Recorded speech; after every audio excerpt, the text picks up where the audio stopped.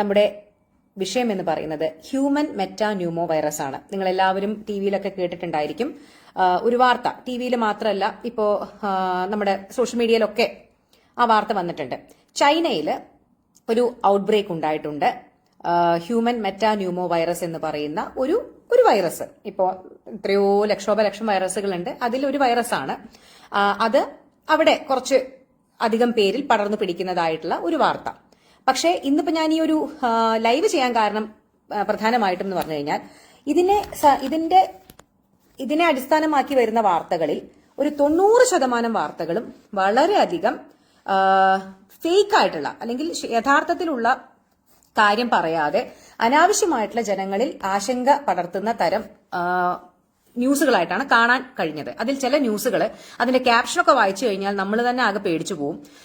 ചൈനയിൽ അജ്ഞാത വൈറസ് പടരുന്നു, കോവിഡിന് ശേഷം ചൈനയിൽ പുതിയ വൈറസ് പടരുന്നു, ആളുകൾ മരിച്ചു വീഴുന്നു, അല്ലെങ്കിൽ അവിടെയുള്ള മോർച്ചറികൾ നിറഞ്ഞു കവിയുന്നു, അല്ലെങ്കിൽ ആശുപത്രികൾ നിറഞ്ഞു കവിഞ്ഞുകൊണ്ടിരിക്കുന്നു, ആളുകൾ വീണ് മരിച്ചുകൊണ്ടിരിക്കുന്നു എന്നൊക്കെയുള്ള ഭയങ്കരമായിട്ട് പേടിപ്പിക്കുന്ന തരം വാർത്തകളാണ് അധിക ശതമാനം വാർത്തകളും. പക്ഷേ അപ്പൊ തന്നെ കുറെ പേര് മെസ്സേജ് അയച്ചു, എന്താണ് ഇതിന്റെ സത്യാവസ്ഥ.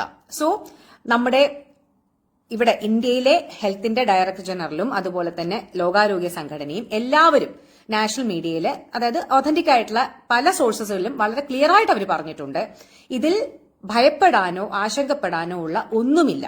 ഹ്യൂമൻ മെറ്റാന്യൂമോ വൈറസ് എന്ന് പറയുന്ന ഈ ഒരു വൈറസ് ഒരു പുതിയ വൈറസ് അല്ല. ഇത് 2001 കണ്ടുപിടിക്കപ്പെട്ടിട്ടുള്ള ഒരു വൈറസാണ്. അതിനുശേഷം എത്രയോ പേരെ ഈ വൈറസ് ബാധിച്ചിട്ടുണ്ട്. ഇത് ഒരു സാധാരണ ഫ്ലൂ പോലെയുള്ള റെസ്പിറേറ്ററി വൈറസ് ആണ്. സാധാരണ രീതിയിൽ നമ്മുടെ ശ്വാസകോശത്തെയും അല്ലെങ്കിൽ നമ്മുടെ ശ്വാസകോശ വ്യവസ്ഥയെ ബാധിക്കുന്ന ഒരു വൈറസാണ്. അപ്പോ ഇതൊരു സാധാരണ രീതിയിൽ ഒരു ഫ്ലൂ പോലെയുള്ള ചുമ, പനി, ജലദോഷം, തൊണ്ടവേദന, അതുപോലെ ചെറുതായിട്ടൊരു ശ്വാസം മുട്ടല്, ഇങ്ങനെയൊക്കെയുള്ള സിംറ്റംസ് ആണ് ഇത് ഉണ്ടാക്കുന്നത്. ഇത് 2001 ഈ വൈറസിനെ കണ്ടുപിടിച്ചിട്ടുണ്ട്. അതിനുശേഷം എത്രയോ രാജ്യങ്ങളിൽ ഈ വൈറസ് പല ഏജ് ഗ്രൂപ്പില്, സാധാരണ ഇത് ഏറ്റവും കൂടുതൽ ബാധിക്കുന്നത് ചെറിയ കുട്ടികളെയും മുതിർന്ന ആളുകളെയുമാണ്. അതായത് ആ രണ്ട് എക്സ്ട്രീംസ്, ഏജിലുള്ള രണ്ട് എക്സ്ട്രീംസിനെയാണ് നോർമലി ബാധിക്കുന്നത്. കുട്ടികൾ ഈ ഒരു എക്സ്ട്രീമില്, വയസ്സായ ആളുകൾ ഈ ഒരു എക്സ്ട്രീമില്. അതായത് ഇവർക്ക് രണ്ടുപേർക്കും ഇമ്മ്യൂണിറ്റി ബാക്കിയുള്ളവരെ, ചെറുപ്പക്കാരെ അപേക്ഷിച്ച് കുറച്ച് കുറവായിരിക്കും. അപ്പൊ അതുകൊണ്ട് കുട്ടികളെയും മുതിർന്ന വയസ്സായ ആളുകളെയുമാണ് ഇത് ഏറ്റവും കൂടുതൽ ബാധിക്കുന്നതായിട്ട് പറയുന്നത്. പ്ലസ് ഇമ്മ്യൂണിറ്റി കുറവുള്ള ആളുകളെ, ഇപ്പോ ക്യാൻസർ ട്രീറ്റ്മെന്റ് എടുക്കുന്നവര്, കീമോതെറാപ്പി, റേഡിയേഷൻ എടുക്കുന്നവര്, അല്ലെങ്കിൽ അങ്ങനെയുള്ള കുറെ കാലമായിട്ട് പല അസുഖങ്ങൾക്കായിട്ട് സ്റ്റിറോയിഡ് മരുന്നുകൾ കഴിക്കുന്നവര്, അങ്ങനെ ഓൾറെഡി തന്നെ ഇമ്മ്യൂണിറ്റി കുറച്ച് കുറവായിട്ടുള്ള ആളുകളെയുമാണ് ഇത് ഏറ്റവും കൂടുതൽ കുറച്ച് മോശമായിട്ട് ബാധിക്കുന്നത്. അല്ലാത്ത പക്ഷം ഇത് സാധാരണ രീതിയിൽ ഒരു ഇൻഫ്ലുവൻസ പോലെ ഒരു ഫ്ലൂ ആയിട്ട് വന്നു പോകുന്ന വൈറസാണ്. അപ്പൊ ആദ്യത്തെ തെറ്റെന്ന് പറയുന്നത് പുതിയ വൈറസ് അല്ലെങ്കിൽ കോവിഡിന് ശേഷം പുതിയ വൈറസ് പടർന്നു പിടിക്കുന്നു, അജ്ഞാത വൈറസ് എന്നൊക്കെ പറയുന്നത് തെറ്റാണ്. ഇത് പുതിയ വൈറസ് അല്ല. ഇത് 2001 കണ്ടുപിടിക്കപ്പെട്ട ഹ്യൂമൻ മെറ്റാന്യൂമോ വൈറസ് ആണ്. പിന്നെ അടുത്തത്, അവിടെ ക്രിമറ്റോറിയം, അതായത് അവരുടെ ശവപ്പറമ്പുകളൊക്കെ നിറഞ്ഞു കവിയുകയാണ്, ആശുപത്രികൾ നിറഞ്ഞു കവിയുകയാണ്, ആളുകൾ വീണ് മരിച്ചുകൊണ്ടിരിക്കുകയാണ്. അങ്ങനെയൊന്നുമില്ല. ഓക്കെ, ഇത് അത്ര വലിയ ഒരു ഭീകരനായിട്ടുള്ള ഡെഡ്ലി ആയിട്ടുള്ള വൈറസ് അല്ല. അതേപോലെ ബഹുഭൂരിപക്ഷം ആളുകളിലും ഇപ്പൊ കോവിഡിനൊക്കെ വെച്ച് നോക്കുന്ന സമയത്ത് അത്രയൊന്നും പ്രശ്നക്കാരനല്ല ഇത് സാധാരണ ഫ്ലൂ പോലെ വന്നു പോകുന്ന. പിന്നെ ഞാൻ പറഞ്ഞല്ലോ, ഇമ്മ്യൂണിറ്റി, രോഗപ്രതിരോധ ശക്തി കുറവുള്ള ആളുകളിൽ ഈ വൈറസ് എന്നല്ല, ഏത് വൈറൽ ഇൽനസ് വന്നാലും അത് കുറച്ച് കോംപ്ലിക്കേഷൻസിലേക്ക് പോകാനുള്ള സാധ്യതയുണ്ട്. അത് ന്യൂമോണിയ ആവാനും ബ്രോങ്കൈറ്റിസ് ആവാനൊക്കെയുള്ള സാധ്യതകളുണ്ട്. അത് എല്ലാ വൈറസുകളെ പോലെ തന്നെയുള്ളൂ ഹ്യൂമൻ മെറ്റാന്യൂമോ വൈറസിനും. അല്ലെങ്കിൽ ഇതൊരു പ്രത്യേകമായിട്ട് ഇതൊരു ഭീകരാവസ്ഥ സൃഷ്ടിക്കുന്ന സന്ദർഭമൊന്നും ചൈനയിലും ഇല്ല. പിന്നെ നമ്മൾ മനസ്സിലാക്കേണ്ട ഒരു കാര്യം, ഇപ്പൊ ഇന്ത്യയിലൊക്കെ നമുക്കൊരു ചെറിയ ജലദോഷമോ പനിയൊന്നും വന്നു കഴിഞ്ഞാൽ നമ്മൾ വലിയ രീതിയിൽ വൈറസ്, അത് ഏത് വൈറസ് ആണെന്ന് കണ്ടുപിടിക്കാനുള്ള ടെസ്റ്റുകൾക്കൊന്നും അധികം പോവാറില്ല. കാരണം അത്രയും ഏത് വൈറൽ പാനൽ ചെയ്ത് നോക്കുക, അങ്ങനെയൊന്നും നമ്മൾ സാധാരണ ഇന്ത്യയിൽ പോവാറില്ല. അതിനെ നമ്മൾ സിംറ്റമാറ്റിക് ആയിട്ട് ട്രീറ്റ് ചെയ്യുകയാണ് പതിവ്. മഹാരാജ്യത്ത് എവിടെയും അങ്ങനെ ഒരു കേസ് ക്ലസ്റ്ററിംഗ് കാണുന്നില്ല. പിന്നെ ജലദോഷവും പനിയില്ലാത്ത ആളുകളുണ്ടോ? എല്ലാ സ്ഥലത്തും ഇപ്പോൾ ലോകത്തെ അധിക രാജ്യങ്ങളിലും വിന്റർ ആണ്. അതായത് ഡിസംബർ, ജനുവരി എന്ന് പറയുന്നത് തണുപ്പ് കാലമാണ്.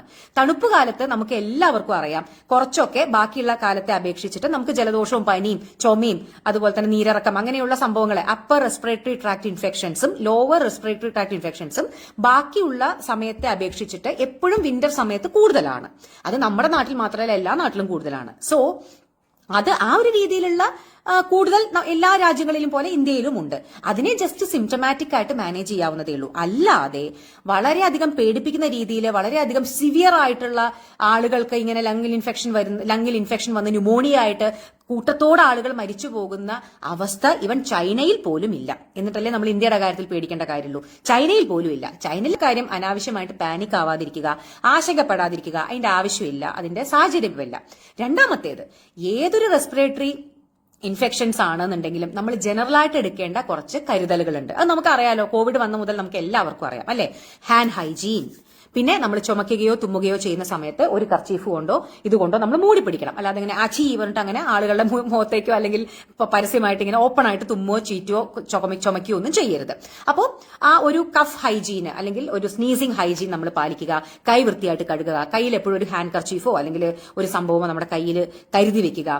പിന്നെ മാസ്ക്, ഇനി നമുക്ക് എന്തെങ്കിലും അപ്പർ റെസ്പിറേറ്ററി ട്രാക്ട് ഇൻഫെക്ഷൻസ് ഉണ്ടെന്ന് വെക്കുക. നമുക്ക് ചെറിയൊരു മൂക്കൊലിപ്പുണ്ട്, ചുമയുണ്ട്, ജലദോഷമുണ്ട്, തൊണ്ടവേദനയുണ്ട്, ചെറിയ പനിയുണ്ട്, അങ്ങനത്തെയൊക്കെയുള്ള സിംറ്റംസ് ഉണ്ടെങ്കിൽ മാക്സിമം നമുക്ക് ചെയ്യാൻ പറ്റുന്നത് നമുക്ക് വേണ്ട ട്രീറ്റ്മെന്റ് എടുക്കുക, സിംറ്റമാറ്റിക് ആയിട്ടുള്ള ട്രീറ്റ്മെന്റ് എടുക്കുക, പരമാവധി ആളുകളുമായിട്ട് സമ്പർക്കം ഇല്ലാതിരിക്കുക.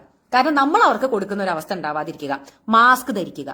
ഓക്കെ, അപ്പോൾ അങ്ങനെയുള്ള ചെറിയ സിംറ്റംസ് ഒക്കെ ഉള്ള ആളുകൾ പുറത്തൊക്കെ പോകുന്ന സമയത്ത് മാക്സിമം പുറത്ത് പോവാതിരിക്കാൻ നോക്കുക. ഇനി പുറത്ത് പോകുന്നത് അത്യാവശ്യം ഉണ്ടെങ്കിൽ ഈ പറയുന്ന പോലെ മാസ്ക് ഒക്കെ ധരിച്ച് നമ്മളിൽ നിന്ന് വേറൊരാൾക്ക് പകരാതിരിക്കാനുള്ള എല്ലാ പ്രിക്കോഷൻസും എടുക്കുക. പിന്നെ ഞാൻ പറഞ്ഞല്ലോ, ഒരു അറ്റ് റിസ്ക് കമ്മ്യൂണിറ്റി ഉണ്ട്. അതായത് വളരെ ചെറിയ കുട്ടികള്, മുതിർന്ന ആളുകളെ, ഇമ്മ്യൂണിറ്റി കുറവായിട്ടുള്ള ആളുകളെ, അതായത് ക്യാൻസർ ട്രീറ്റ്മെന്റ് എടുക്കുന്നവര്, സ്റ്റിറോയിഡ് മരുന്നുകൾ എടുക്കുന്നവരെ, ഓട്ടോ ഇമ്മ്യൂൺ ഡിസീസസിനുള്ള മരുന്നുകൾ എടുക്കുന്നവരെ, അങ്ങനെയൊക്കെ ഉള്ളവരെ നിർബന്ധമായിട്ടും മാസ്ക് ധരിച്ചിട്ട് വേണം പുറത്തു പോവാൻ കേട്ടോ. ഇപ്പോ കലോത്സവം ഒക്കെ നടക്കുകയാണ്. അപ്പൊ അങ്ങനെ കലോത്സവം നടക്കുകയല്ലേ, സ്കൂൾ കലോത്സവം, സംസ്ഥാന കലോത്സവം ഒക്കെ നടക്കുകയാണ്. അപ്പൊ ശ്രദ്ധിക്കണം, കാര്യം അവിടേക്ക് അത്രയും പേരുകൾ കൂടുന്ന സ്ഥലമാണ്. അപ്പൊ എന്തെങ്കിലുമൊക്കെ ജലദോഷ ചുമയൊക്കെ ഉണ്ടെങ്കിൽ മാസ്ക് ഇട്ടിട്ട് പോകണം. നമ്മൾ അത്രയും ഇപ്പോൾ ഒരാൾക്കുണ്ടെങ്കിൽ ചിലപ്പോൾ നമ്മൾ കൊടുക്കുന്ന 100 ആൾക്കാർക്കായിരിക്കും. കാര്യം അത്രയും തിങ്ങി നിറഞ്ഞു നിൽക്കുന്ന ഒരു സിറ്റുവേഷൻ ആയതുകൊണ്ട് കേട്ടോ. അപ്പൊ അത്രയേ ഉള്ളൂ. നിങ്ങൾ പേടിക്കത്തക്കവണ്ണം ചൈനയിൽ ഒരു ഭൂകമ്പവും സംഭവിച്ചിട്ടില്ല. ഹ്യൂമൻ മെറ്റാന്യൂമോ വൈറസ് അത്ര വലിയ ഭീകരനൊന്നുമല്ല. 2001 കണ്ടുപിടിക്കപ്പെട്ട വൈറസാണ്. ഒരു 99% കേസുകളിലും വെറും ഒരു ഫ്ലൂ ആയിട്ട് വന്നു പോകുന്ന ഒരു വൈറസാണ്. വളരെ ചെറിയ ശതമാനം കേസുകളിൽ മാത്രം ഇമ്മ്യൂണിറ്റി കുറവായിട്ടുള്ള വളരെ ചെറിയ കുട്ടികളിലും വയസ്സായ ആളുകളിലും ഇമ്മ്യൂണിറ്റി കുറവായിട്ടുള്ള ആളുകളിലും മാത്രമാണ് ഇത് പലപ്പോഴും ന്യൂമോണിയ അവസ്ഥയിലേക്ക് പോകുന്ന ഒരു അവസ്ഥ ഉണ്ടാവുന്നത്. എങ്കിൽ പോലും പ്രോപ്പർ ആയിട്ടുള്ള ട്രീറ്റ്മെന്റ് എടുത്തിട്ടുണ്ടെങ്കിൽ ഇതിന് പൂർണ്ണമായിട്ട് ഇതിൽ നിന്ന് നമുക്ക് മുക്തി നേടാം കേട്ടോ. ട്രീറ്റ്മെന്റ്, പിന്നെ പലരും ചോദിച്ചു ഇതിന് പ്രത്യേകമായിട്ട് മരുന്ന്. അങ്ങനെയില്ല. ഇതിപ്പോ കോവിഡിന് നമ്മൾ ഏതൊരു വൈറസ്, അധിക ശതമാനം വൈറസുകൾക്കും സ്പെസിഫിക് ആയിട്ടുള്ള മരുന്നുകളൊന്നുമില്ല. അപ്പോൾ ഇത് സിംറ്റമാറ്റിക് ട്രീറ്റ്മെന്റ് ആണ്. ഇപ്പം ന്യൂമോണിയ ബാധിച്ചിട്ടുണ്ടെങ്കിൽ അതിന്റെ ട്രീറ്റ്മെന്റുകൾ ചിലപ്പോൾ നമുക്ക് വെന്റിലേറ്റർ സപ്പോർട്ട് കൊടുക്കേണ്ടതായിട്ട് വരും, അല്ലെങ്കിൽ അല്ലാതെയുള്ള എന്തെങ്കിലും റെസ്പിറേറ്ററി സപ്പോർട്ട് കൊടുക്കേണ്ടതായിട്ട് വരും. അല്ലെങ്കിൽ ഇപ്പൊ ചെറിയ ജലദോഷം ചുമയും പനിയൊക്കെ ഉള്ളൂന്നുണ്ടെങ്കിൽ അതിനനുസരിച്ചിട്ടുള്ള അതിനുള്ള മരുന്നുകൾ കൊടുക്കുക. അപ്പൊ അതിനെയാണ് സിംറ്റമാറ്റിക് ട്രീറ്റ്മെന്റ് എന്ന് പറയുന്നത്. ഇതിനു വേണ്ടി ഹ്യൂമൻ മെറ്റാന്യൂമോ വൈറസിനുള്ള മരുന്ന് എന്ന് പറഞ്ഞിട്ടൊരു മരുന്നൊന്നുമില്ല. ഇതിനെ പ്രതിരോധിക്കാനുള്ള കുത്തിവയ്പ്പുമില്ല കേട്ടോ. അപ്പൊ കോവിഡ് എന്താ ഉണ്ടാക്കുന്ന സിംറ്റം അല്ലെ? കോവിഡിന് സ്പെസിഫിക് ആയിട്ട് അധിക ശതമാനം ആളുകളിൽ നമുക്ക് മണം പൂവും രുചി പൂവും എന്നൊക്കെ ഉണ്ടായിരുന്നു. പക്ഷെ അതുപോലെ പോലും ഹ്യൂമൻ മെറ്റാന്യൂമോ വൈറസിന് ഇല്ല.